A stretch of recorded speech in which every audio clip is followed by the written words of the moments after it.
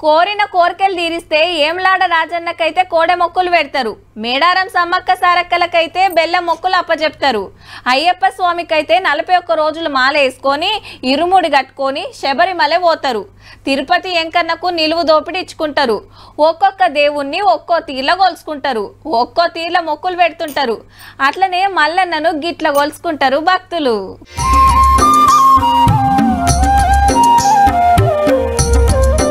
అబ్బా మస్తుందిలే, ఐలోనే మల్లన్న పెద్ద పట్నం మరి. 9 గంటలు చెమట తీసి 52 ఫీట్ల పొడుగు 52 ఫీట్ల వెడల్పు తోటి తీర్ రంగులతో వరిస్తే ఇంత ముద్దుగొచ్చింది. మల్లన్న జాతరల ఆఖరి ఆయతరం ఇట్లా పెద్ద పట్నం వేస్తారన్నట్టు.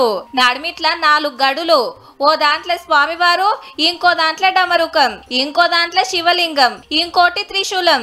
ఇక దేవుణ్ణి దలుచుకుంటూ పోయి పట్నం దొక్కిండ్రు భక్తులంతా. సంక్రాంతికి చాలైన ఐలోను జాతర ఉగాది కొడుస్తదన్నట్టు. ఈ ముచ్చటిట్లుంటే కొమరెల్లి జాతరల ఆఖరి ఆయతారం జోరుగా నడిచింది.